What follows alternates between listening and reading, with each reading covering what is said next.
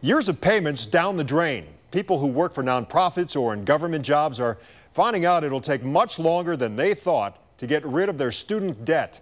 Only News 5's Kevin Barry found out how common it is in this area and what the Cleveland Teachers Union is doing to fight back.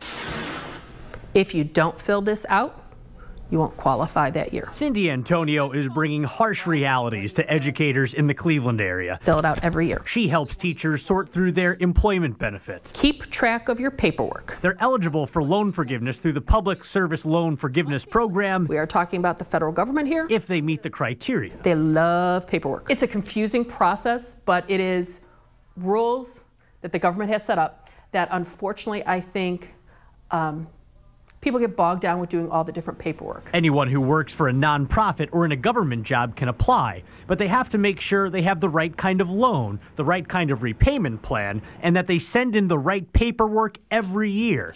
After 120 payments that meet all of those conditions, the rest of the debt is forgiven. Double check that you're making on-time payments. But with so many details to get right, you have to work full-time. It's easy to get wrong. I'm running into it daily where people are saying, hey, I've been in the program for 5-6 years, I'm almost done, and I'll take a look at their loans and their repayment plan, and I have to break the bad news to them that they haven't even started. Alex Solove at AXA Advisors of Ohio helps borrowers get their loans forgiven.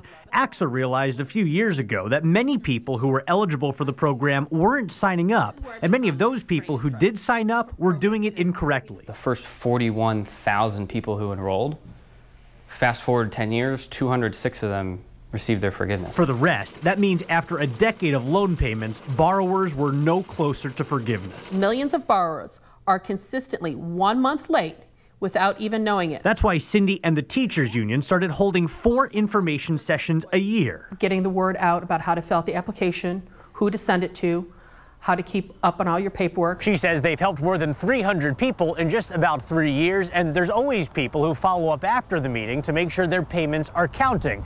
Alex says it's important to make sure you're getting correct information because loan companies aren't really motivated to help you pay less. If they're calling their loan servicer, getting misled, being told they're enrolled properly when they're really not, what's that borrower supposed to do? In Cleveland, I'm Kevin Barry, News 5.